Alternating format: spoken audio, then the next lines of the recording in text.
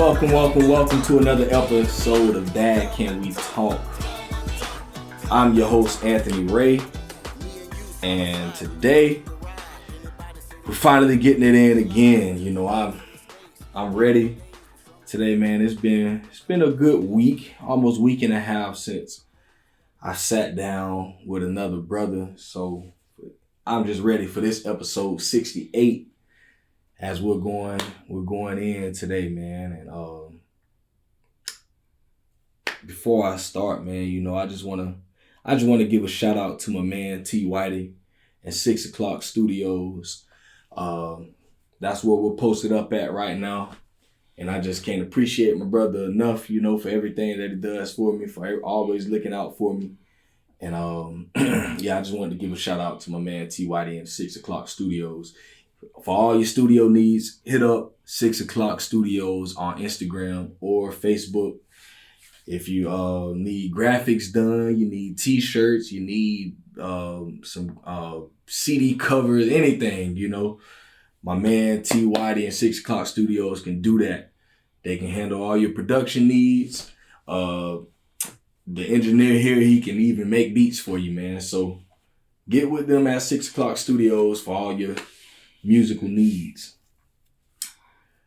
And I just want to thank all my brothers out there, man, for everybody who's always there for me. The last month for me has been very difficult.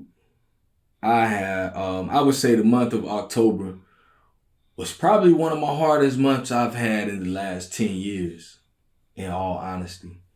And it almost felt like I wasn't going to make it out of that with my right mind, with my sanity intact. Like, if y'all, you know me, you already done talk with me about this stuff, but just know, man, y'all be praying for me, man. You know, I'm a very giving person, and I'm always trying to look out for people, and I'm always, you know, at times I feel like I put other people above myself, and sometimes I don't take care of myself. And mentally, last month almost took me, it almost took me out, man. So just had a lot of stuff going on. So I appreciate all my brothers, man, that called me, checked up on me, came to see me. You know, my brothers that I pulled up on, man, I appreciate y'all for real. It's just it's hard out here, man. You know, it's a lot of stuff going on. And just trying to keep your mind right sometimes is very difficult, man. Just being a husband and being a father and, you know, working full time and being a full-time student and just, you know, hosting a podcast, and I got my other little side business that I do. I just got a lot of stuff going on at times, and I just got in a very bad mental place, man. It was rough, very rough, man. So I appreciate y'all brothers out there, man. Y'all continue to pray for me, seriously. But without further ado, man, you know, we here to talk some fatherhood, some family. And I got a brother here with me today that I've been excited about bringing on, man. You know, I just feel like he has some real wisdom. One of my New Yorkers, man. So y'all gonna hear that accent today, for real. we gonna talk some fatherhood and family and life more than anything else, man. So I want y'all to welcome to the show my man Keith Meachum. How you doing, my brother? I'm good. How are you? Man, I'm good. I'm ready to get into this, man. You know, like I say, I've been going through a lot, and it's just always good to have another brother to learn something from, man. And you know, I know you're older than me, and I know that you've had more experiences in this life than I've had. So I'm ready to get some of that good old wisdom about you, man. So the way we're going to start it out is how we always started at Dad Can We Talk. My first question is, what was your relationship like with your dad? Well, my dad is from Chicago. Okay. From the Chi-Town. Left Chicago, went to the military. He's a Marine. Mm-hmm. So that tough love was there. Never heard my dad say, I love you. But I knew he loved me, if you can understand that. provided for 7 kids, 6 boys and 1 girl, took care of my mom. Wow. Salute. Who just recently passed August 27th. My mom died. Rest in peace to moms. He worked for the feds. He was a postal worker, 35 years. First pension, second pension was for New York City Department of Health. Day before 9/11. And he worked down there at Ground Zero. And he provided for his kids. Never complained. Took care of my mom, and my mom was sick for 40 years. Mm-hmm. You wouldn't even realize that. But he came home every day from the post office and took care of my mom. But what's funny is, like after my mom died, now he started saying he loved me, loved us. It was hard to come out. You know, you ever talk to somebody and they want to say it, but they don't say it. But you know. And, you know, he's 80 years old. He's doing his thing. It's kind of rough for him right now. Married to my mom for 58 years. Dang. That was his soulmate. Now he's by himself. So us, as us kids, got to step up to the plate and take care of him. But, yeah, I mean, my mother, father was we were in the same household. But, you know, he went to work every day, did what he had to do. And he always dropped wisdom on us, knowledge. Mm-hmm. You know, kept it straight in line. The only one that ended up in jail was me because I worked there. Yeah. So, right. You know. It's real. That's real, man. You know, just listening to that. So what you grew up in, which era? In Staten Island, home of the Woo. Okay. Yeah. Force MDs. Yeah. Christina Milian. Yeah. She was out there. So I grew up around a lot of people. But and that was what, 70s maybe? 70s, 80s. 70s, 80s. 70s, 80s, New York. What was that like growing up? Crazy.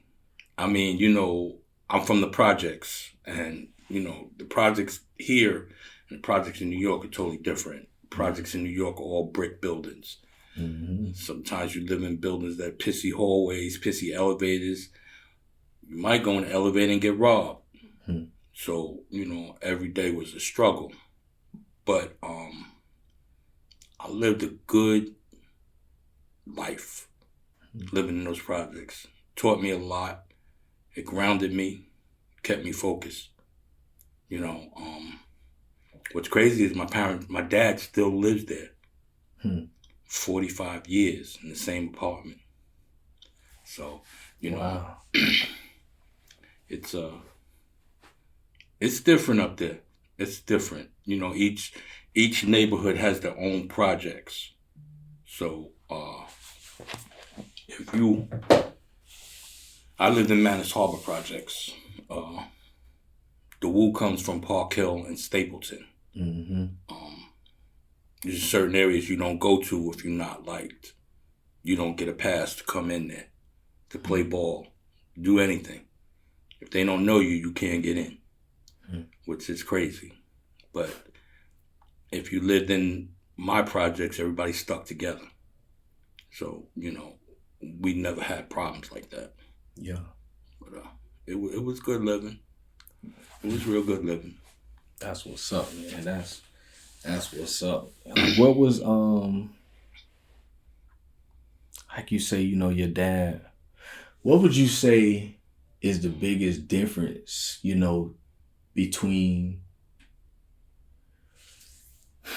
parenting back then and parenting today, you know, because like you say, the 70s, 80s, you know, that, you know, grimy New York, you know, that old New York, opposed to things that you see today. What do you think is like the biggest difference today and why it's so different now? I mean, growing up in New York in that 60s, 70s, 80s era,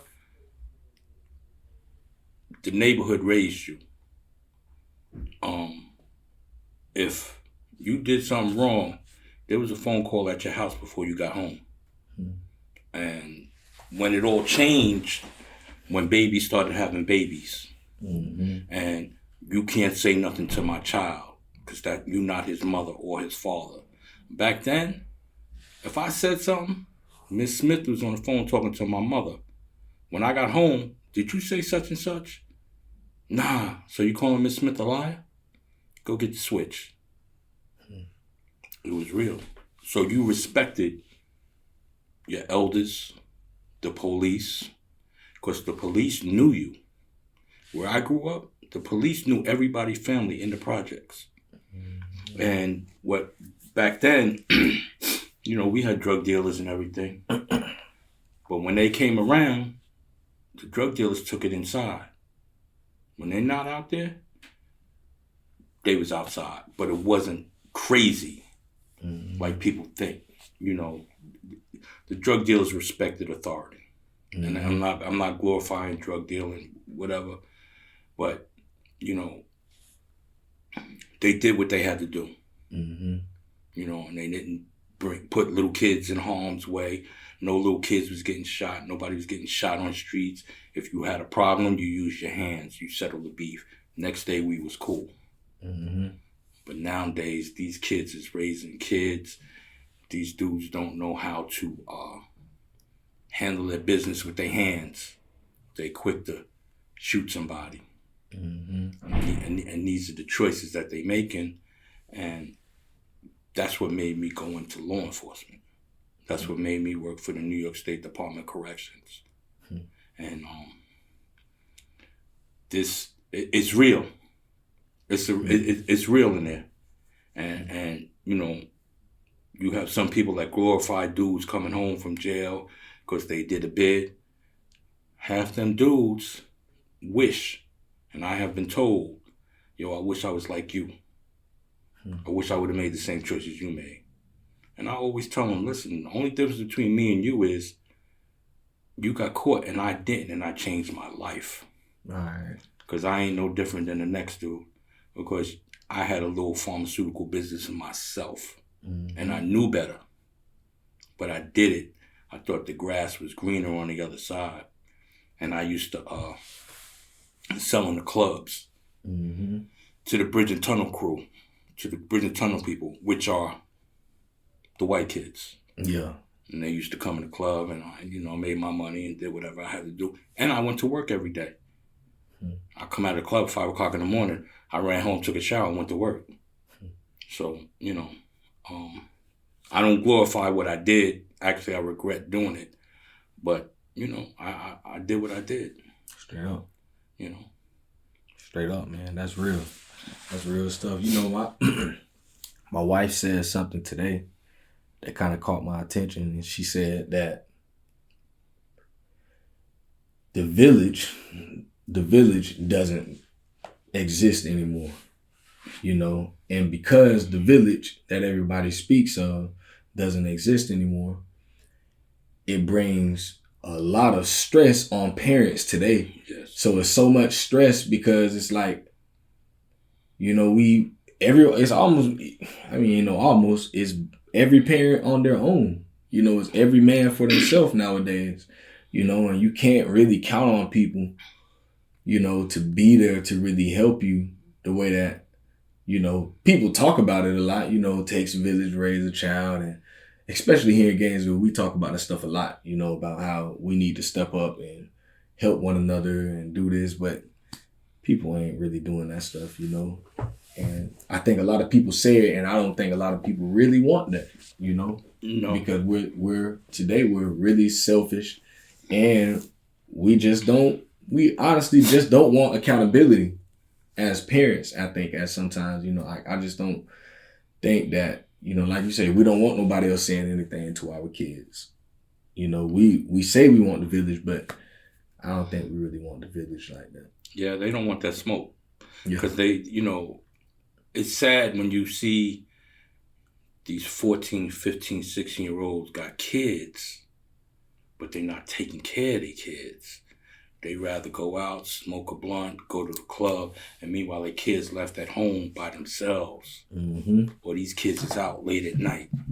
And then something happens, now you boo-hooing. Whereas you should be home with your child or find a babysitter. Mm-hmm. And that don't mean dropping them off at grandma's house.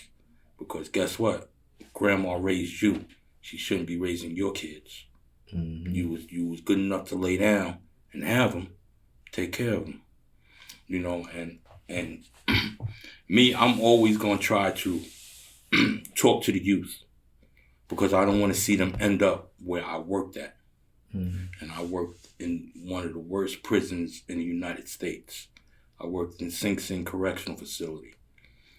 I seen kids come in, get stabbed, get killed, cry at night, talk about, oh, I want to go home.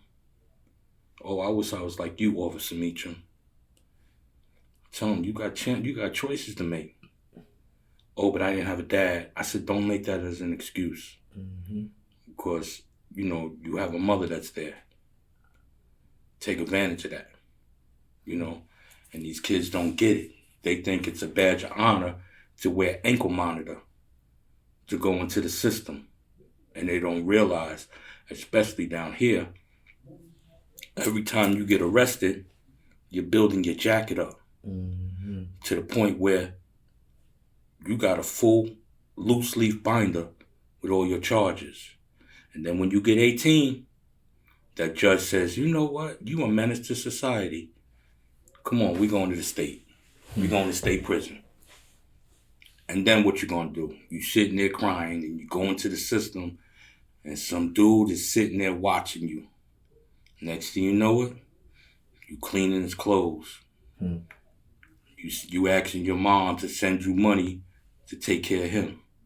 Or he's doing sexual things to you that you didn't think would happen. Mm-hmm. But it happens. I seen it. I seen dudes walk around the yard with baby oiled up bodies being put up for sale. Mm-hmm. And it don't make no sense. You know, I got a brother-in-law, he's doing 25 to life for a murder that he was there, but the kid that shot him 16 times. He only did 13 years. Dang.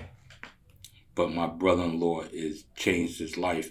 He got his associates, he got his BA, and he got his master's. And you could Google him.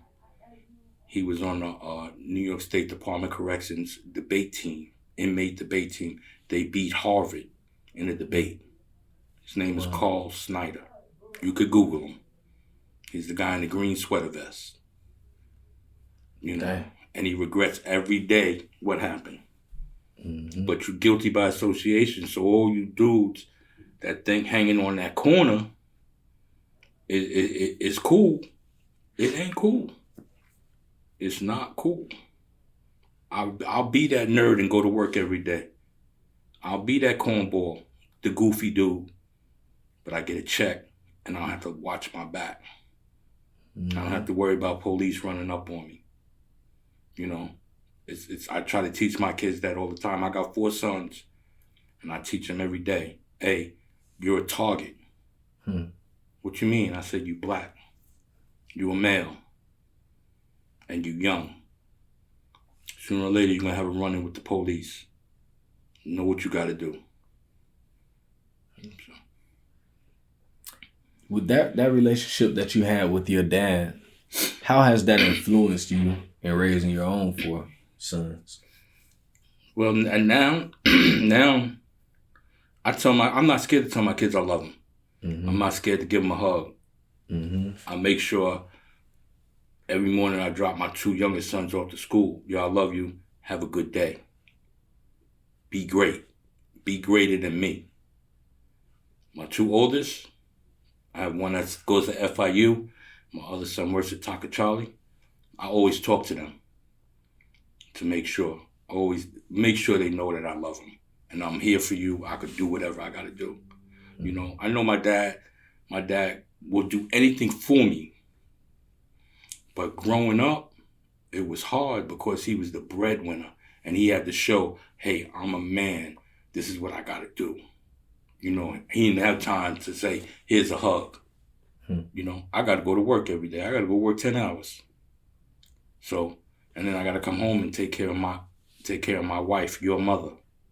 So I get it, you know, and there was a lot of there was a lot of regret on his part.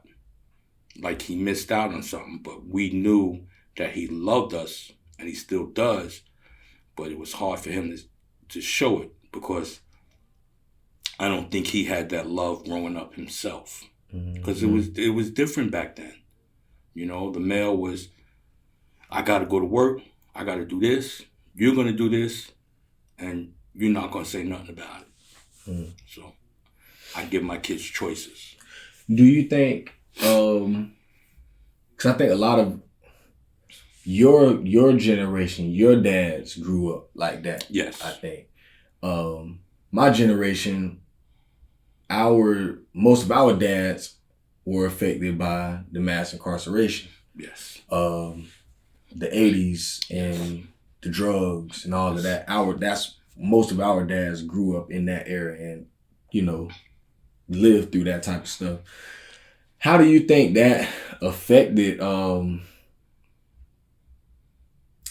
do you think that era affected? Because I guess that was what you maybe went high school around that time. I was in high school. I was graduating out of high school in the 80s, early 80s. Okay. So those kids that were born in the 80s and their dads, and nothing against it, they were probably hustlers. They were making that money on the street because they couldn't get those jobs. And next you know, they're getting arrested. So these kids seen, hey, my dad was doing this, doing that. I gotta do the same thing. You know, it sucks, but it's a reality. You know, parents that were parents in the 80s, then my parents were totally different. Totally different big time. My mother was a stay-at-home mom. My dad went to work. All my friends, they all worked civil service jobs, either maintenance man, post office, fireman, police, court officer, electrician. They worked. And the wives stayed home. Now, this day and age, everybody got to work to take care of their kids. My wife works. My wife works at the post office. You know, I work at Shands Hospital South Tower, doing security. But I'm retired from New York State Department of Corrections. So I'm actually following in my dad's footsteps, trying to get that second pension. You know, he taught me that work ethic. You know, you're not going to sit on your behind all day. You're going to do something. So. Do you think that affected?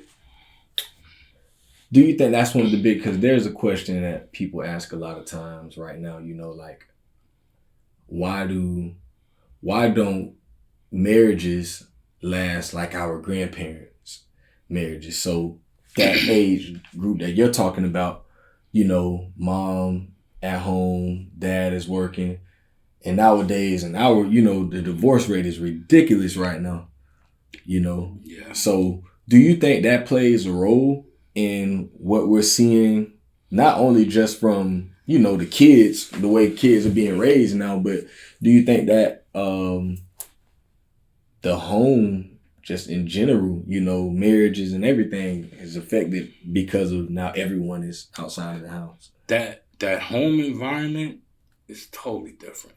I mean, like I said, all my friends, I can remember going to their houses and their dad's at work, their mom is home, 2-parent households. Now, and we as men don't, how do I say it? Sometimes we don't have that respect for that woman. We think we have to sow our oats and run the street. You know, I was taught if you're with somebody, you're with them, and you're not with the side piece down the block, which is now is acceptable, and these women are accepting it, and to me, that's not cool, because, and I try to teach my sons, if you're with a woman, don't play with their emotions, because you don't want your emotions to be played with. You know, people think how many babies that you have makes you a man. No, it doesn't. bringing home that paycheck and paying them bills, taking care of your kids, and going to their functions make you a man, make you a grown-up, make you a mature individual. You know, it's not how many women you sleep with. Because to me, I can't do it. You know, I wasn't brought up that way, and I'm not trying to teach my kids to be that way. You know, don't be bringing 2 and 3 girls to the house. I don't want to see a different girl every week, because that's not what you're supposed to do. You know, either you find that right one and handle your business, settle down, if that's what you're going to do. Yeah. But don't play the emotional game and go hitting this one, hitting that one. You have a baby down on the east side, you got a baby on northwest, you got a baby on southeast. That's not cool. You know, because I pay child support. It sucks. Yeah, I'm $193,000 less of what I had for one child. So, you know, don't say, oh, he don't know what he's talking about. I was there. I was that dude. I was a male thought. Yeah. And I knew better. Yeah. But I wanted to party like a rock star. And man, listen, they used to call me Mr. International because it wasn't nothing getting on a plane going to visit this girl or that girl and doing whatever I got to do. Yeah. And when I brought my wife home, my girl at the time, to meet my mother, she was like, you know she's black? I was like, yeah, I know. She's like, oh, are you okay? I said, yeah, I'm okay. Yeah. That's what I was doing. Because there wasn't nothing for my mother to see a different color come meet her when I came to visit. Yeah. You know, and I knew better. But I never played with nobody's emotions, because that's the worst thing a man could go through. Somebody cheating on you and you finding out. Boy, that's that heartbreak. Yeah. And if you don't think it's true, ask me. It's funny you say that. I was talking with this young 18-year-old guy that I've been training at the job. And was 18-year-old girl and a guy. And I was just sitting there talking with them, and I asked the girl the question. I say, you ever experienced heartbreak before? She was like, yeah, I think. She's like, yeah, I mean, I have. I'm like, oh, what happened? She was like, well, you know, me and my man, we broke up for 3 days. I was like, no, that ain't what I'm talking about. That ain't what I'm talking about. You know, and I just went to telling them, you know, what that real heartbreak about. I'm like, yeah. You know, imagine you with somebody, you know, you with your first, you know, and all you can see is that person. That's all you know. And then you find out that person and being with somebody else. Boy, I ain't never felt hurt like that in my life. I've been through it. I have been through it. I was with this girl, and I thought it was just me and her for the rest of our lives. All right. and she told me it's over, because she was trying to get her ex-boyfriend jealous, and it backfired. No. Yeah. I thought my life was over. I thought I was gonna die. My life ain't worth it. Yeah. She had me eating hot dogs. Breakfast, lunch, and dinner. I couldn't cook nothing but boiled franks. Yeah. So I know what that heartbreak is. And I ain't saying it as a joke. I'm keeping it real. Yeah, it's real though. And my mom had to send somebody over to come talk to me, because she thought I was going to commit suicide. That's how bad my heart was broken. Sheesh. It's real. Not no 3 days. Yeah. You come home and all the furniture's gone because she took it out of there. Dang. Crazy, man. You don't want to go to work. You just want to curl up in a fetal position. Just lay there. Yeah, it's real, bro. That's some real stuff that we ain't gonna go on that topic right now. We gonna save that. Different story. That's a different animal. Yes, sir. But so you say you got 4. So you got 4 sons. What's all the ages? KJ is 22. A lot of people know KJ. He played at Eastside High School. Okay. Malik played at Santa Fe. He's at FIU studying criminal law. Okay. Malachi is at Newberry High School. He's a freshman. He's 14. Malik is 19. And Jeremiah is 10. He's at Hidden Oak. Yeah. Man, so what's that experience like? So you got all boys and you've experienced the teenage years. Talk to me about raising a teenage son. Ooh. My biggest thing was KJ as a teenager. Actually started at 10. We playing in a tournament in Brooklyn in Red Hook Projects. And I went to take him out of the game. He did something. I said, come out of the game. And he wouldn't come out of the game. I only had 6 players. No, I had 5 players. I told the ref, stop the game. Yo, have a seat. And that started everything. KJ is an athlete. KJ can play basketball. KJ can play football. He ain't the biggest kid on there, but he will lay the wood on you. All right. And he has, I think, a Napoleon complex. So we butted heads dealing with him all the time. And he went to Bethune-Cookman. He didn't graduate. He said, college ain't for everybody. I said, that's fine, but you got to work. Now we're starting to see eye to eye after my mother died. And he wrote me a letter. And I had tears in my eyes. But I talked to him. I said, listen, man, you still have your mother, my wife. Cherish what you got. Because I don't have a mother anymore. Wake up. And now we're starting to we can talk to each other. But my house is a house of comedy. I think I need to put TV cameras up there because I got a bunch of comedians in the house. And you couldn't believe what goes on. I mean, my son Malik, he's away at school, thank God. He's not eating me at a house at home. Malik is 6'4", 320 pounds. Shit. Yeah. Malachi is 6'1". Freshman thinks he thinks he's it. Oh. Yeah. You know it's light-skinned people. Yeah. Jeremiah is the brainiac. He's super gifted. I got good boys, really good boys, and I can't complain. KJ do him. I ain't mad at him. I said, whatever you're gonna do, that's my name that you're representing in the street. So be careful. You want to act like a fool in the house. And I tell all my sons that. If you're gonna act up, do it in the house. But if you're in the street, that's my name. Don't make me fight you. Yeah. Because KJ at one time thought he can beat me. Yeah. KJ ain't but 145 pounds. I ain't missed no meals. Yeah. Yes, sir. Well, yeah, man. And that's something that I think about a lot. Raising teenagers, period. I got 2 girls, man, and a son. It's something, man, it's different, bro. These girls, my son, he can be off the chain too, but it's just something about the girls and these emotions that they have, bro.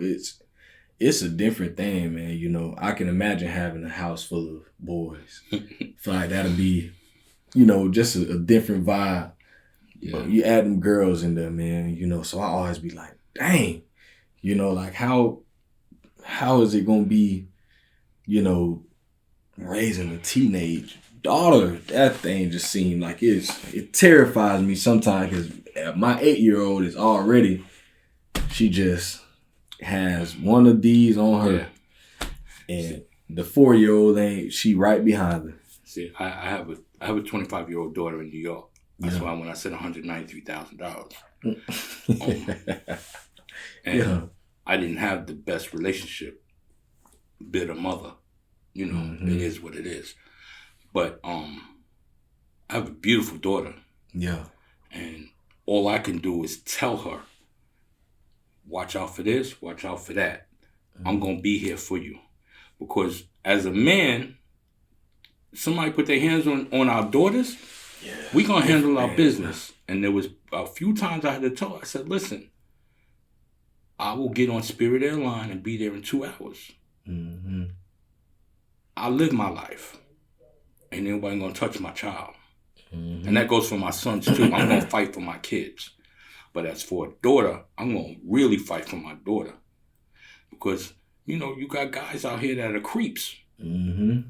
That are prey on these young girls and try to hoodwink them and say things to them and buy them little things.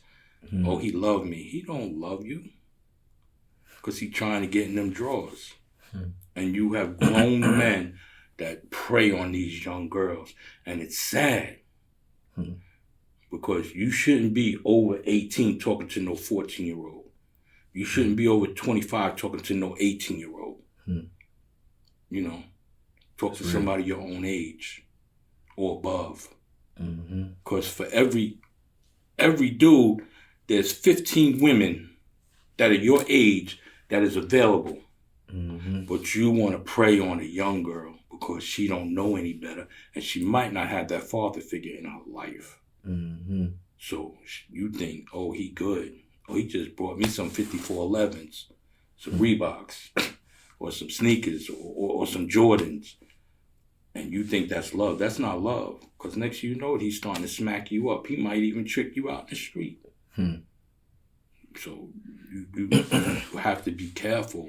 And when you got daughters, you got to talk to them and school them. I just saw a story this week. Not sure if you saw it. I think it might have been in Florida. I forgot where it was, but I think there's one dad, I think his daughter went missing at one point. They ended up finding her, and they found out that her boyfriend had basically got her into this prostitution ring. The dad finds that out, goes to the boyfriend, and I think they say pistol whipped him, something, beat him down, bro. And now the dad is facing. I don't know if he killed the guy or what. I think he killed him. He killed the guy, threw him in a trunk, drove the car to a remote area and just left it there. This was last year he did this. They just found the car like last week. So I ain't mad at him. I'm not mad at him. Do I agree with it? Yeah. Honestly, I wouldn't have left the car there. Yeah. You would have never found the dude. I'm sorry. Incriminate me, whatever. Yeah. Because if you that bad to trick my daughter out, I'm going to trick you out. Yeah. And you're going to disappear. Yeah. You'll never be heard of again. Crazy. So, my daughter right now, she getting ready to move to Houston with her boyfriend. I said, I will get on Ghetto Spirit Airline. All you got to do is call me. I just need to hear it one time. They got gators in Houston. Mm-hmm. Yeah, man. When I saw that story, like you say, I'm like, I ain't got too much to say about it. He got what was coming for him. We as parents now, we need to do like how our parents or the parents from the 70s took care of us. Yeah. And start stepping up to the plate. And you know what? We need to start taking back that village. Mm-hmm. And if they mother, you ain't his father, I'm saving his life. Mm-hmm. Because you'll be the same one crying, oh, Raheem, he didn't do it. He didn't mean to do it. Why he carrying around an AK-47? Mm. If he had a father figure in his life and somebody telling him the right and the wrong, we wouldn't be going through this. He wouldn't be on the news talking about he shot up the place because he got pissed off. Mm-hmm. And these parents need to stop smoking weed with their kids or partying with their kids. Yeah. Or buying them Jordans to make them happy. No, make them work for it. Mm-hmm. My kids got chores. Oh, you ain't take out that garbage? We good. Okay. All right. We good. All right. Exactly. We'll see. You know, you're going to need me before I need you. You know, we got to start putting our foot down. Teacher calls. When the phone rings, answer the phone. Oh, he's acting up? I'll be right there. You know, I don't play that. You know, I'm not sending you to school to act like a fool. Mm-hmm. Because everything follows you. And I was a behavioral parent at Terwilliger. What years? Last year. Last year, okay. Before COVID. There was a kid there who shall remain nameless.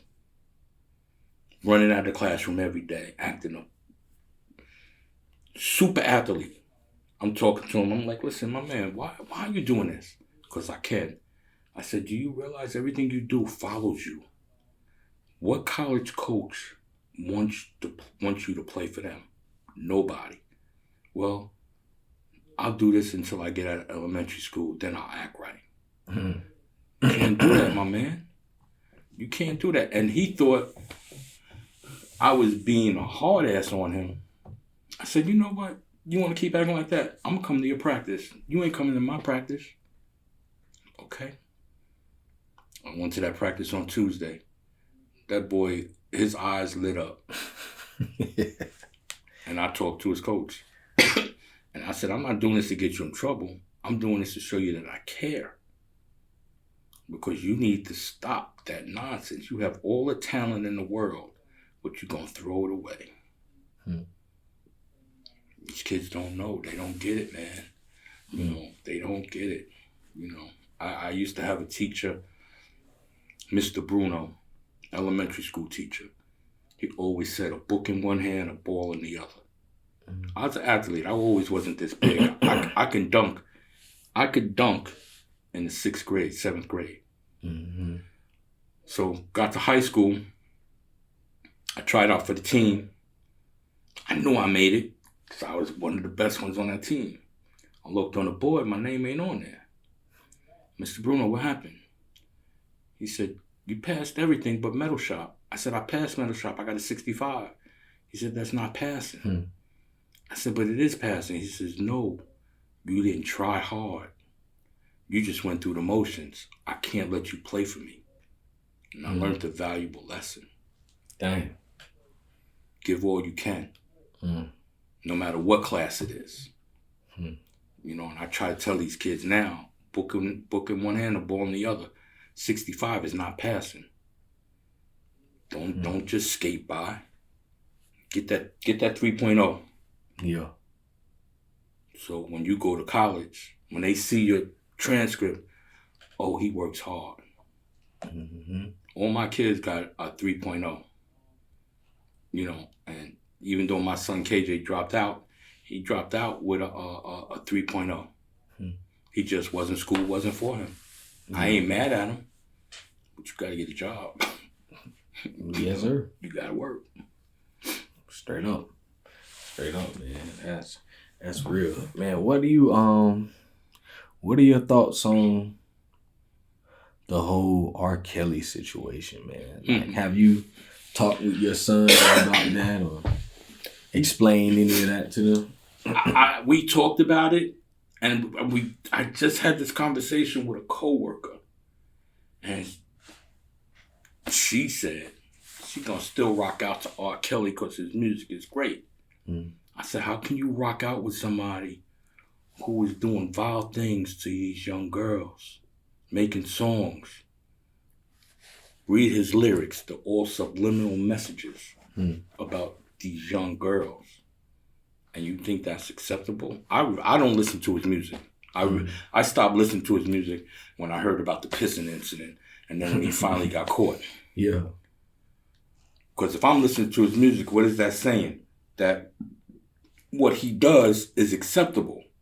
And when he married Aaliyah, you a grown man. Why are you marrying a 14-year-old? And I blamed her parents. Yeah, it got annulled. It wouldn't have got annulled if it didn't come to light. Think about it. So, to me, R. Kelly's a creep. Yeah. And he's been doing this way before he became famous. Because there's certain things you just, there's certain things you don't, it just doesn't happen. Mm. He was a creep then, back then. He's a creep now. You don't mess with young girls like you grown man. You messing with little girls. I blame the parents because they probably took some money under the table. You know, that's like me if I wasn't married talking to somebody that's under 25 and my daughter's 25 years old. Yeah. What do I have in common with that young girl? Mm-hmm. Besides taking them to the mall and letting them go shopping. Mm-hmm. That makes you a man? I don't think so. That makes you a super creep. I mean, you know, people say I'm wrong, but you don't prey on these young girls, man. They innocent, man. Let them live their life. Mm-hmm. You know, those girls are messed up. And he's getting his just due, and they say he's getting ready to sing and tell on people. I believe there's more people than just him. Gotta be. I have, living in New York and being in that club scene, I have seen dudes who shall remain nameless that are big time people doing things they have no business doing. You know, and these are some real dudes. These are some dudes you wouldn't expect, you know, and they right out there in the open. You know, I don't know how far this goes. Yeah. But I'm not going to bring any reproach on your show, but definitely. I have seen dudes messing with these young girls. Young girls. My homegirl used to mess with a movie star. And he's still a movie star. She died of AIDS. And he's big time. And he's black. And he used to be in that club scene. Dang. Yeah. I'll tell you off the record. Yeah. It's real out here, man. You know it. Like, and I believe the same thing even in the Epstein thing, you know. I believe that there was more. He just the figurehead for that, but I believe there's a lot more things, you know, people that we'll probably never hear about. That Epstein situation where they said he killed himself in the prison. He hung himself. I'm gonna tell you something. First of all, you allow one sheet. He had 13 sheets in his cell. Dang. One sheet. And there's nowhere in that cell where he could have hung himself. Pay attention now. There's nowhere in that cell where he can hang that sheet up. They said the officers was asleep. There's too many cameras there for them officers to go to sleep, especially in the feds at downtown where he was at, in the prison in Manhattan. There's too many cameras. So believe what you want to believe, but there's other people that were involved that are high profile. That was part of that situation. And all you got to do is look at the plane log. Who was on them planes with him? Yes, sir. Who was on that island? Because some countries it's legal to have young girls. I couldn't do it, man. I can't do it. And you know, hopefully Epstein's girlfriend, she starts telling. People don't believe in no snitching, but you need to bring this to light of all them dudes that were doing these things. And you have one actor that adopted a young girl, and now he's married to her. Y'all can figure that one out. And he's a director. Y'all can figure that one out. But it's real out there. And they preying on these young girls. You know, I mean, I hate to say it, you're young and you're white, you're blonde hair. Don't go to Dubai and these countries because they're gonna kidnap you. They love them white, blonde-headed young girls. Mm. Even the young black girls. Be careful. Be careful where you travel. Because you'll disappear and never be heard of again. And they'll dope you up, slip you a Mickey, put some in your drink. Next thing you know it, you are not to be found. Stuff is real, man. It's crazy. I never thought stuff like that really would happen around in Gainesville. But I knew a young couple that was here. This was maybe 2 years ago. This young guy I met over by my old church. And I was talking with them. We ended up letting them come stay at the church. Him, his little cousin, and the girl. And, you know, so the dude, it was like 21, 19, and 18. The girl was 18. So they said they were out one night, the young guy and the girl. They were at the McDonald's right there on University. And he said that a guy was following them throughout the day. You know, they were just walking around the streets, walking around downtown. They ended up over by this garage right here, across the street over there, right behind where the old venue was. That parking garage. And he said the guy followed them in there and he ended up catching up to him and was like, hey, like talking to the girl, like, hey, I can take care of you. And she was like, what do you mean? He was like, if you come with me, I can take care of you.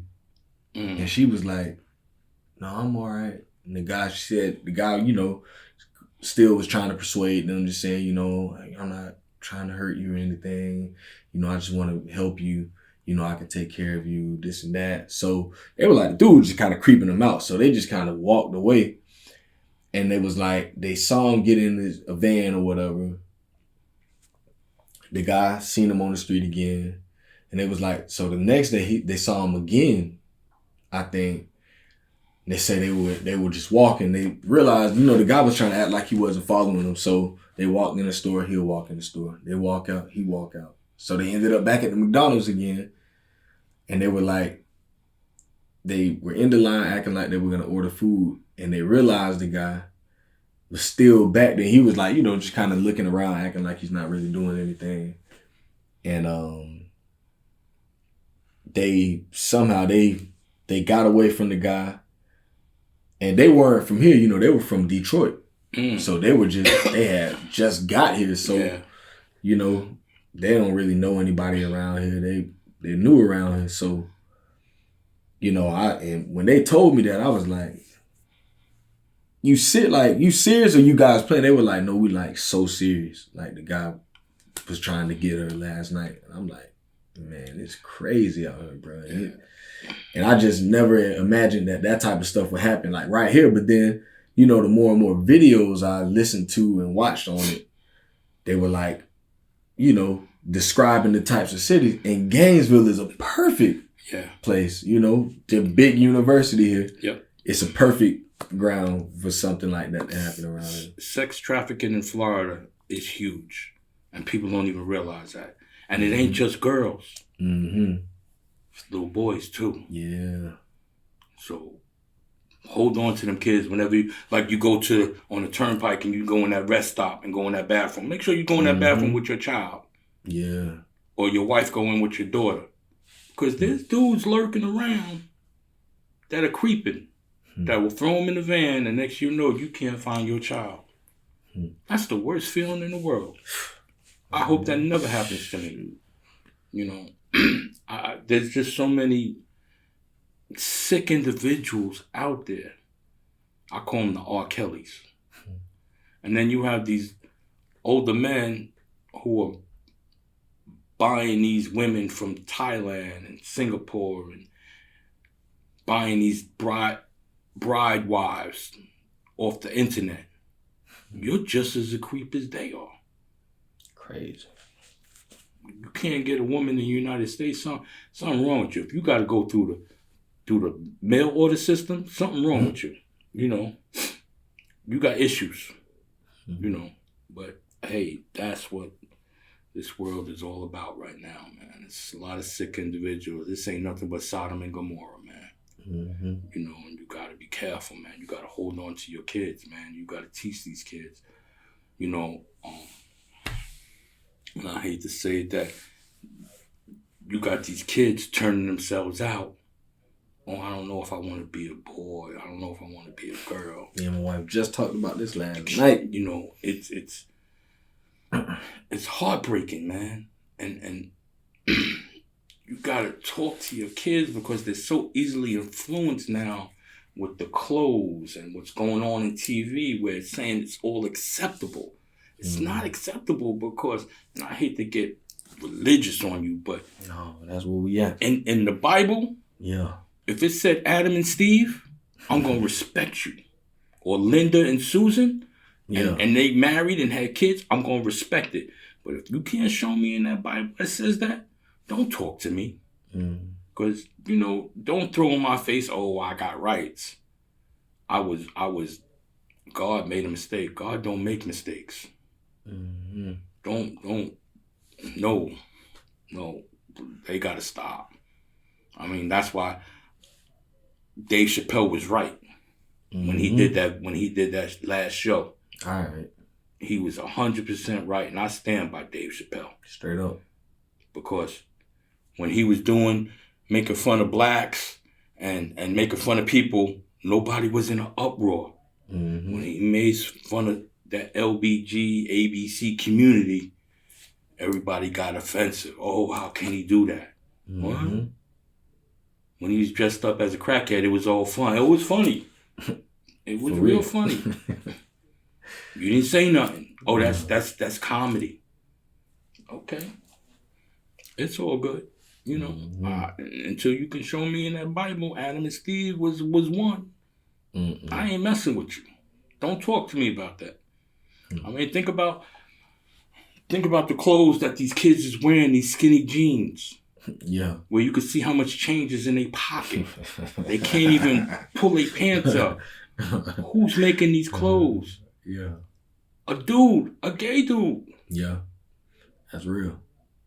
It's not acceptable. You know, you shouldn't. Listen, pull your pants up. I don't want to see your drawers. I don't want to see how much change you got in your pocket. Yeah. Knock it off. Plain and simple, man. Just knock it off. Yeah. Man up. And plucking your eyebrows. And come on, man. Yeah. A little too much, man. Too much. It's disgusting, man. You know? It's sad. Yeah. We ain't gonna have any more men that want to have kids and be married. They want to marry the next dude. I'm sorry. You know, it is what it is, bro. It is what it is. You know? No, it's funny though, because I've talked with a lot of women, and lately I've been hearing a lot. You know, I was at work a couple of weeks ago talking with one of my trainees, and she mentioned something about how she don't like pretty boys. She was like, I don't like pretty boys. She was like, you know, because a lot of them men that be real pretty, she said, them be the ones that be down low messing with men. I was like, come on, sis, man. They don't do stuff like that. Like, she was like, no, listen to me. I'm like, I've heard a lot of women say that. Is it really that real? And she was like, yeah. Listen, man, I seen it in the prison system in New York, man. And I'm like, I'll give you an instance. This dude, he brolic. He hoodwinked the nurse.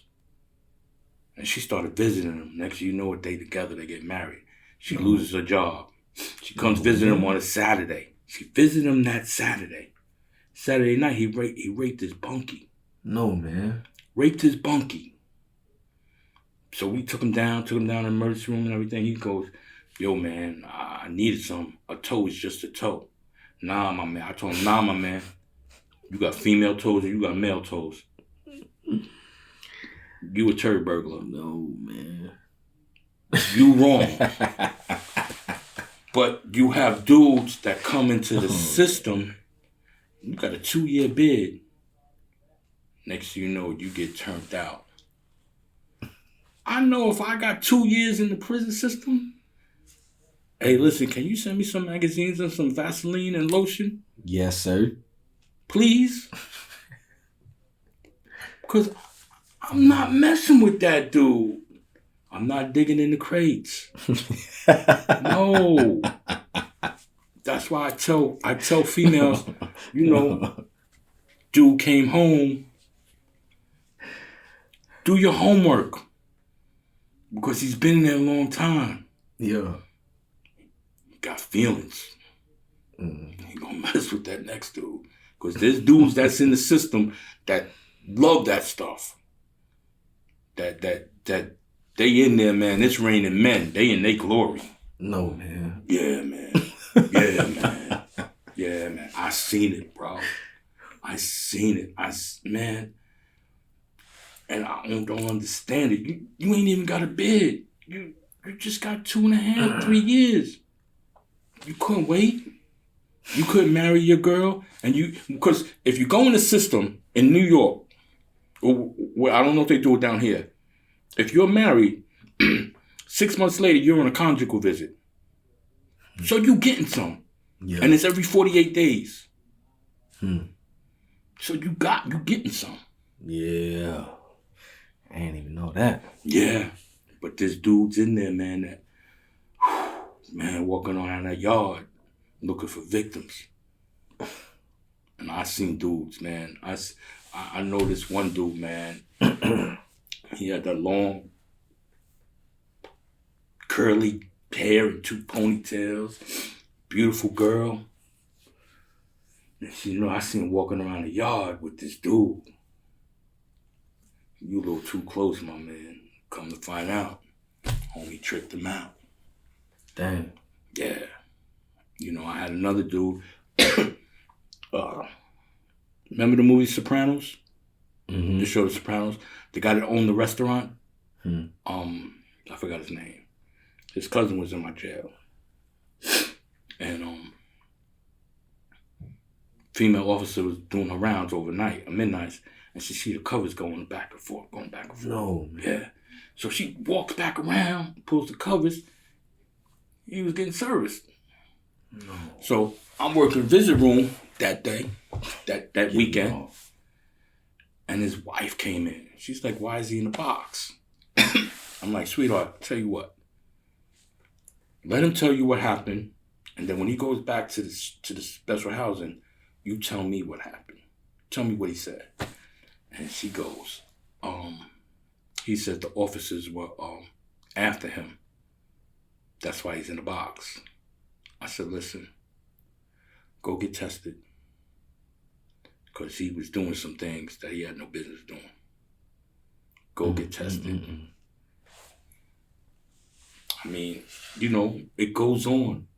And then you got these dudes that come home and they on that down low and they messing with the next girl and then she's going to the clinic and she's all sick. She got HIV. She's like, but I ain't been with nobody but with him. And then he'll flip it and say, I know you was with that next dude. Dang. But it was from him. Yeah, man. Crazy. It's crazy. I'm up here.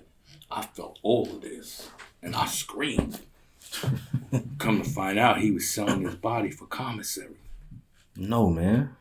His cell was stacked. And evidently he crossed somebody.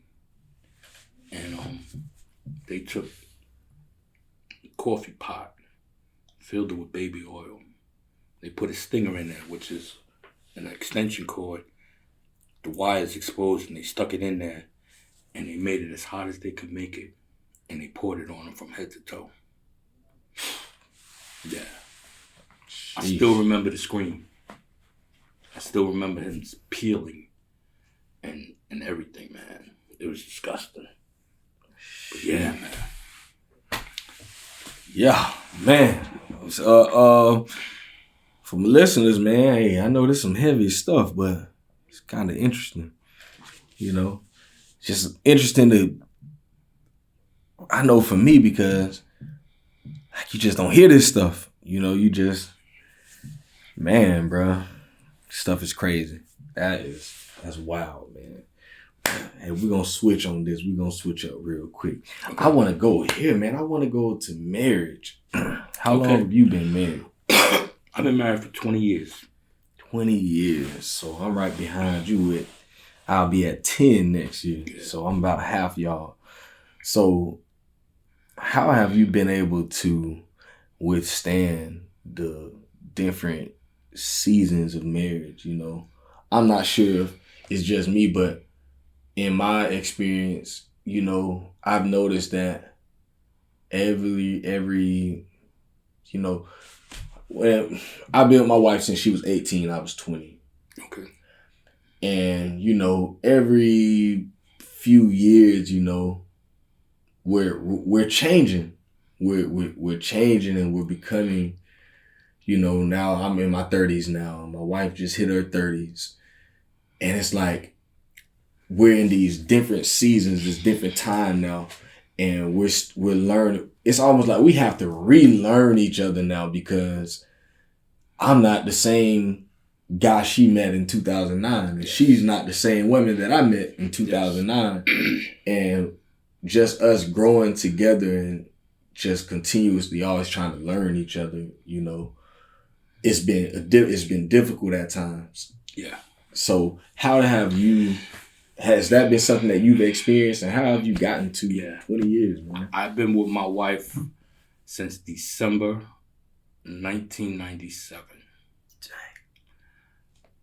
And I always said, I look at my parents for the blueprint, and I say, a marriage is like a rose garden.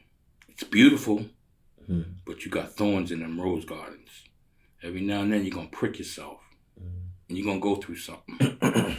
I've been married for 20 years. Through the good times, my wife held me down.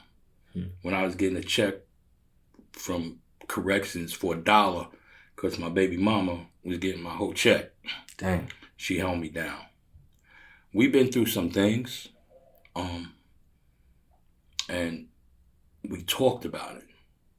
You know, most people, they get married, and I had a boy who I didn't go to his wedding because 2 days before his wedding, he was cheating on his bride-to-be. Can't respect that. Yeah. He has 2 kids later, he's no longer married to her. He married somebody else. I think he finally grew up. But, you know, when you say I do, that's for the rest of your life. I don't care if she's farting or she's in the bathroom blowing it up. Yeah. That's still your wife. Straight up. And don't get me wrong. You're going to go through some things. She's going to get on your nerves. You're going to get on her nerves. Because we're not perfect. And every day I pray. I pray to be a better husband, a better father. Yes, sir. A better listener. Because at one point, like I was the first responder on 9/11. I stopped talking to my wife for almost a year. Stopped talking. Yeah. I was doing 16-hour days down at the World Trade Center because I seen some things and I got PTSD.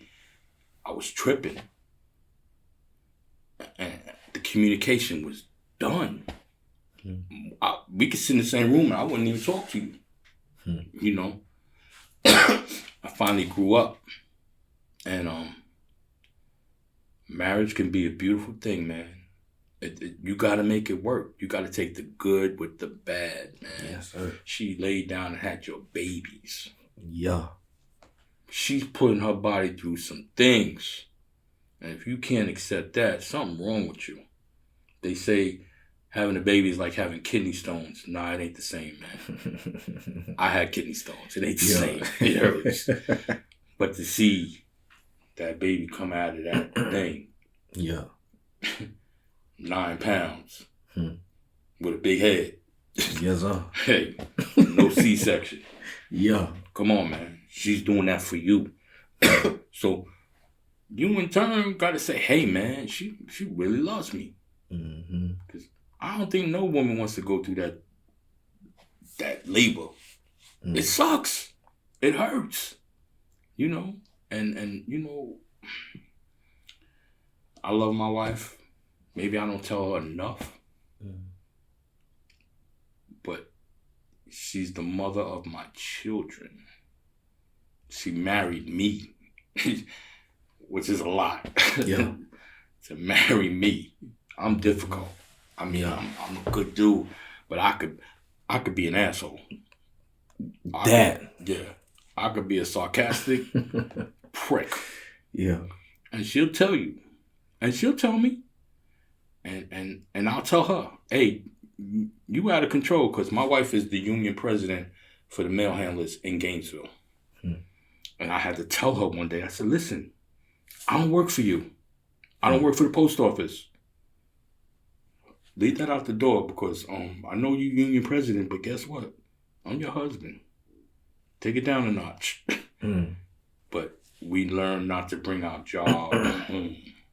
You know, you just gotta be there, man, and make it work, man. We just bought our our second house in Newberry. We had a house in Jersey. We lost the house. We got swindled out of the house. We was homeless at one time. Yeah. Homeless. I'm right here with you. Yeah. Homeless. Got evicted. Nowhere to go. But you know what? We rode it out. And we stuck with it. You know, that's my ride or die. I was in the hospital on my deathbed because I had my first surgery on my knee, my left knee. I had knee replacement. I almost died. I'm in CCU. She was right there. I had the right knee. She was right there. I had my prostate taken out. She was right there. I had my hip surgery. I had the hip replacement. She was right there. Only regret I had was when I had my shoulder done, and she made me drive to North Carolina for Thanksgiving, the day of the surgery. Sheesh. Yeah. Talk about you need some pills. But, you know, we could joke about it, but she knows, I know her and she knows me, you know, and we take care of business, and we make sure our kids have the best of everything and teach them what they need to do. But marriage is a rose garden, man. And when you say I do, that's for life. Just because, you know, she didn't give you $20 because you needed it, you don't get mad at her. You should have money in your pocket anyway. You know, it's things that, you know, we get mad at. That why am I even getting mad? I know better. You know, my wife has taught me a lot, and I'm 10 years older than her. I'm light skinned. Yeah. I thought I was the ish. You couldn't tell me nothing. Curly hair. I'm that dude. But guess what? She brought me down to earth. And I love her for that. I care. Man, my mom died. She was there. She was from beginning to end. You know, we have been through some things, but we still here.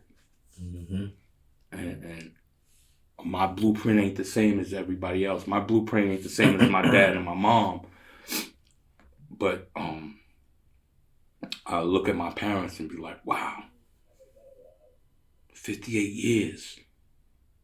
I want to be like that. You know. For real. That's real, man. Talk about how it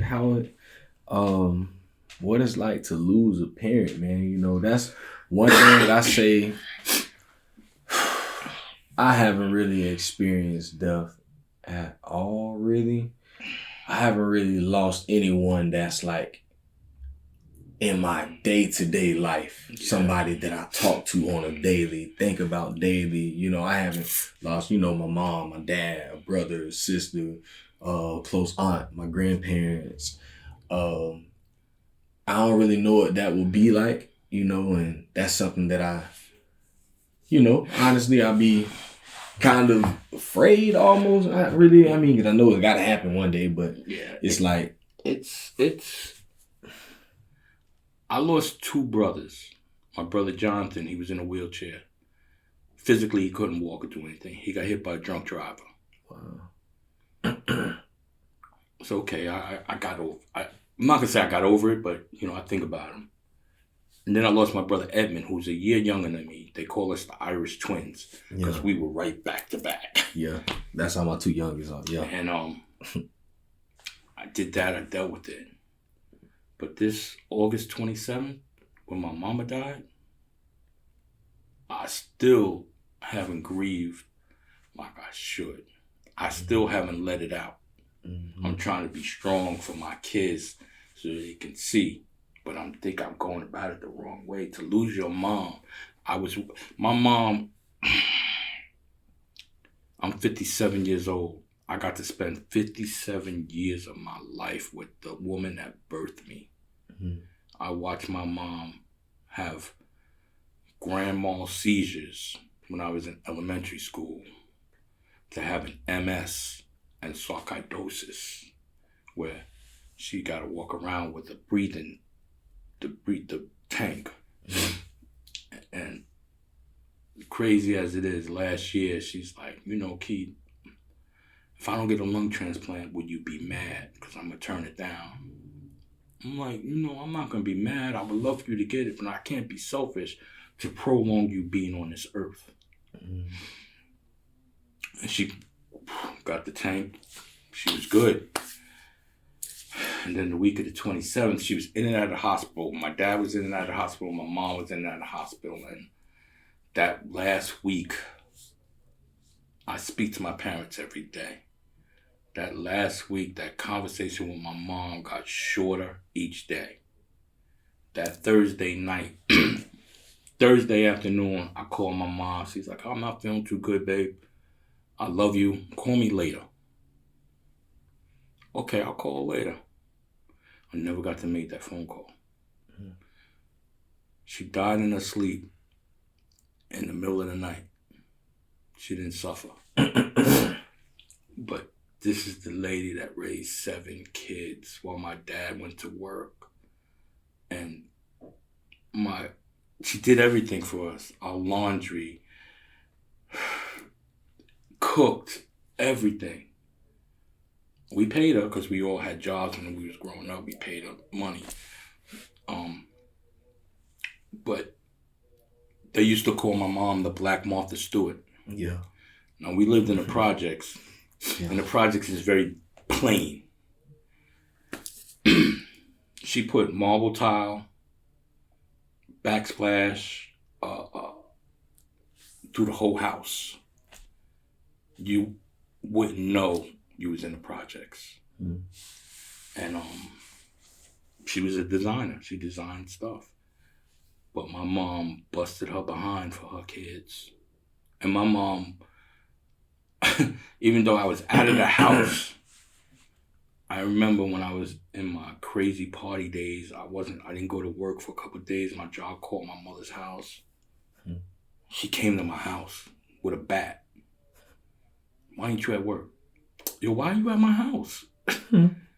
And she was with her friend, with one of her girlfriends. She's like, go get dressed and go to work.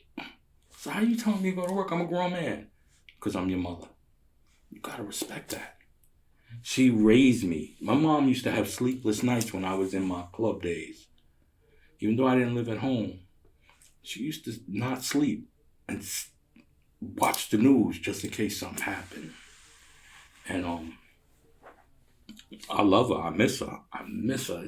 It's the worst feeling in the world to lose a parent, man. Mm. I lost 2 brothers, but this hits different. Mm. This hits way different, man.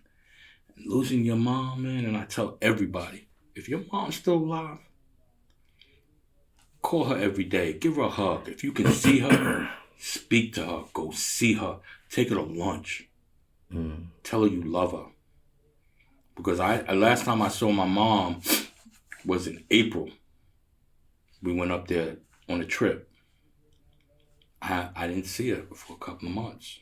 And something told me I should just go up there. And I didn't do it. And that's my biggest regret. Not seeing my mom. And not making that last phone call. Because my mom was a jokester. One of the girls I used to mess with was close with my mom. And my mom told her some things that wasn't true just to make her feel better because I wasn't with her. But the day my mom died, my niece was there, and she would stay there and watch both my parents and make sure they go to sleep. And then she'd go home. So that one night, it was 11:30. She's like, oh, she's sleeping. And my mother jumped up. No, I'm not. You got to stay here a little bit longer.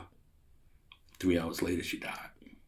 Damn. Which is crazy. And then when my mom died, I got the phone call, you know.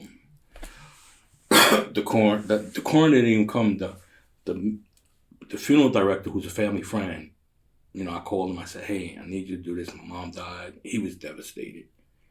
He had just buried his mom. And my sister's friends were all at the house, laying in the bed with my mom. Because my mom had that effect on them. And when they took the body out, there was over 100 people standing outside, walking my mom to the hearse. Only thing that wasn't playing was Biggie Smalls, you know. But my mom, she was well respected. We had her funeral memorial service on a Saturday. We brought 1,000 slots on Zoom. And we had 585 households. And each household had 5 to 7 people there. You can imagine how many people were online. And there was people in the street from the neighborhood, the street dudes. Yeah. They was listening to my mom's memorial on their cars. That's how much respect my mom had up there. You know, but it's just a feeling. Man, people say it gets better. Nah, I can't see it, man. That's my ace. Yeah. That's my ace. That was my ride or die. She she taught me some things, man. She gave me some wisdom. You know, she gave me a lot of wisdom, man. And I'm thankful for that. I wish I could have her back, but I can't. And I just got to live through her memory. Mm-hmm. You know, my mom's a very beautiful lady. Beautiful. I mean,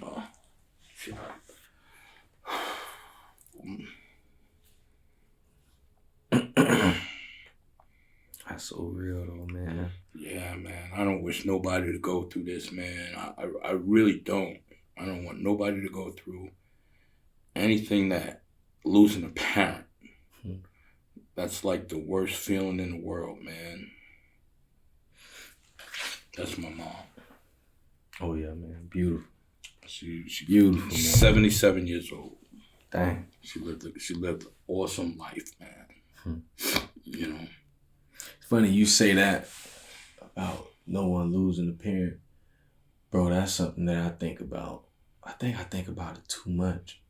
I think about like my kids losing me, bro. Like I just sometimes, you know, I'm at work and I don't know where the thought even come from, and I'm just like, dang, like what would happen with my son if he come home one day and my wife gotta tell him that, like, what is my baby gonna do?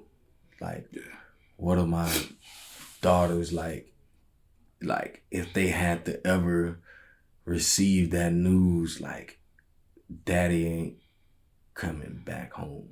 Like daddy is gone. It's like it terrifies me the thought of it, you know. So I try to cherish every day and you know let my kids know I love them every day and just be there with them. But it's just hard, bro. Yeah. You have to let them know every day. I mean, I was in a horrific accident. September 13th, 2012, up in New Jersey. Got hit by a tractor trailer. Wow. Dragged down the highway, 100 yards. Rolled over twice. 15 feet from the guardrail. On the other side of the guardrail, is a 100-foot drop. My son Malik only had cuts on his leg. He said I was screaming. I told him I was praying, you know, and it got silent. He climbed out of the car. They had to cut me out of the car. My son thought I died. And this how I knew it was serious. 6 o'clock in the morning, I get a phone call from the state troopers. Hey, Mr. Meachum, we got your phone. That's the first thing they do is go for your phone. They found my phone. We know you wasn't on the phone. It's the truck driver's fault. I don't know who you are, what you believe in, but we were bringing body bags to the scene. I said, that man jaw up above and a good German car. Now, I was in an ML 500. My car looked like a Suzuki Sidekick. Crushed. Dang. I walked past my car 3 times at the salvage yard and didn't realize it was mine. Dang. So I couldn't imagine. And then one day I got back in the car, I'm driving on the highway, and I broke down. Almost killed my son. It wasn't my fault, but I almost killed my son. I honestly, I wouldn't have been able to live with myself if that happened. But to lose a loved one, man, you know, like you said, you was thinking about it. We're imperfect. You're going to think about things like that, the what ifs. But you just got to keep being there for them and telling them and showing them, man. Because, God forbid, if that does happen, they say, you know what? My dad was awesome. I'm good. I had a good relationship. And me, I had an excellent relationship with both my parents. My dad's 80 years old. I have an excellent relationship with them. So I guess that's why I haven't broke down yet and cried, because I know I was a good son. You know, they could call me any time of the day. Hey, I need you up here. I'm getting on a plane. I'm coming. You know, my mom told me that, and she always told all her friends, because her friends they was coming up to me at the funeral. You know, your mother, you was her best. Okay. You know, I guess that's why my brothers used to beat me up all the time when I was younger, because I was my dad's favorite, you know. So, you know, I'm a third oldest. I'm that middle child. But my dad saw something in me that nobody else saw. But, you know, I don't know what to do if my dad goes. And I'm just trying to hold on to him for a little bit longer, man.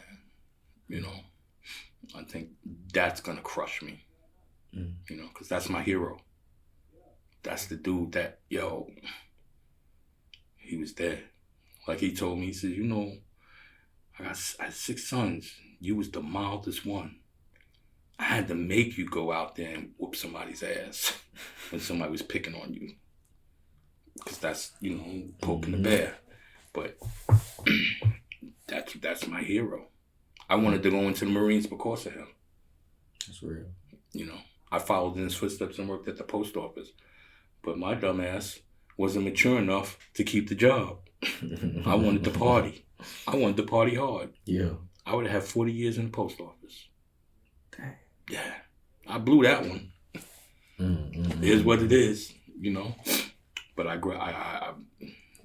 went to the academy, graduated out of corrections. First thing my dad said to me, he said, yo, you was the best one in that whole group. You was sharp. I was proud. I was proud that he recognized that, man. You know, but, you know, it is what it is. It's real stuff, man. I got one more question for you, man. I could go on and on with it, but I don't want to go too long because I got a lot of other things that I could ask.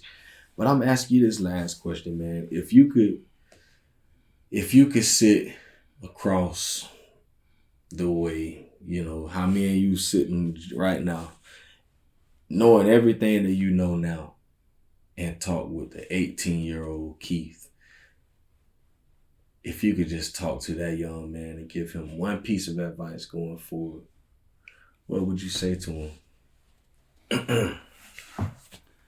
I would tell him,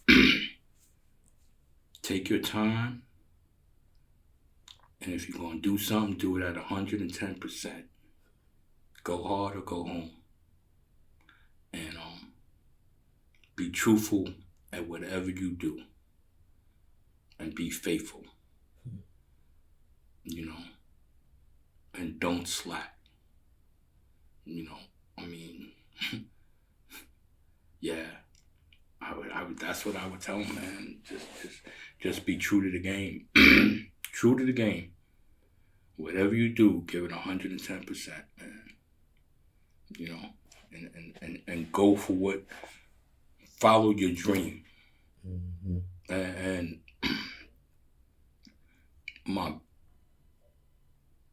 at 18, I didn't go to college.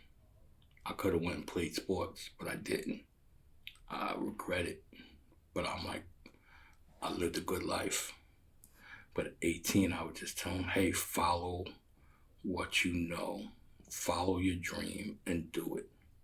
Mm-hmm. Don't let nothing hold you back. And just give it 110%. You know, I was high school, how Odell Beckham was catching those balls like that. I was doing that in high school. Yeah. At 17, 18. Running through people, hitting people hard, and not caring about my body, you know. But I would just tell them, I would tell an 18-year-old man, just follow your dreams and do what you got to do to make it happen. You know? No. Good advice right there.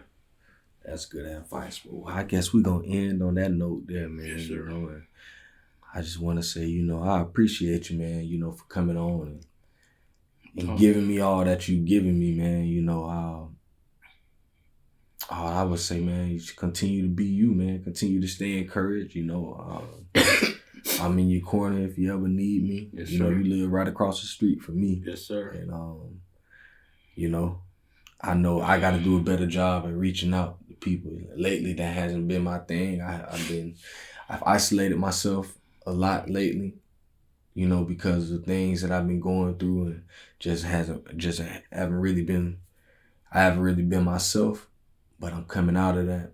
And as I'm coming out of it, I'm realizing that I need my brothers, man. You know, and I got a lot of brothers around me that got a lot to offer me, and I gotta really use that, you know, and I just want to continue to offer myself to other people, man. So there's a lot of dudes that's in your corner, man, that's proud of you. Yeah. Proud of for what you're doing, man. You know, it takes a lot to do what you're doing. To take out time from your family to give back to the community. Mm-hmm. And we get it, man. We get it, and we're going to keep supporting you, man. You know, like I told you, tell my people up in New York, hey, listen, I need you to reach out to my man. He got a good blog. Mm-hmm. And people need to see that. You know, it's what you're doing, man, is helping us as dads talk about it, because we really don't have nobody to talk to. Mm-hmm. Can't talk to our wives. Yeah. We need other men to talk to, and that don't mean going to strip club, making it rain. Yeah. Just talking, and it's a stress relief, man. Mm-hmm. It really is, man. I feel good about this. I really do. I don't get to talk to nobody out here. They don't know. They know me, but they don't know me. Mm-hmm. I'm being from New York. They be like, yo, he's from New York. He's up to no good. Yeah. He's that slick stuff, you know. But I'm not. I'm down to earth, man. I'm the most humblest person in the world, man. I'm approachable. I talk to everybody. I don't care if you got a half a leg. I'm gonna talk to you. Yeah. You know, I don't discriminate against nobody, man. Just be real. I'm gonna be real. Mm-hmm. You know, but I'm here for you, man. You know where I live. Yeah, straight up, man. Straight up. Appreciate that. Yeah. For real. So, man, hey, listen, y'all. For all my listeners out there, I appreciate y'all. And all I need from y'all is to continue to stay tuned, man. Continue to tune in to the podcast. Y'all know where to find it. And if you don't, you can find it at www.dadcanwetalk.com. You can find us at Dad Can We Talk on Facebook, at Dad Can We Talk on Instagram, Dad Can We Talk on Twitter. I got to get the Twitter back popping, but we are on Twitter. And then you can find us on Spotify. You can stream every episode on Spotify or on Apple Podcasts, really any podcast service that you listen to besides iHeart. I'm not on that. But all the other ones, man, you can if you just go to Google and type in Dad Can We Talk, the podcast will pop up. I can assure you of that. And man, tune in. You know, this is what we do. We bring dads on from all different ages, all different situations, you know, and we get the stories of dads. There's a lot of dads out here that are doing great things, that are fighting for their children. We didn't even get on the child support thing today. Just a lot of dads that's going through so many different things. And it's just good to see dads, especially black dads, are fighting for their children, fighting for their families, you know, loving their wives, loving their children, loving their women, man. And I just want to get those stories out there to the world. So I appreciate all the support out there. Y'all continue to stay tuned. This has been episode 68 with my man Keith Meachum. We out of here, my man. Yes, sir. Y'all stay tuned. We out. Bang, bang.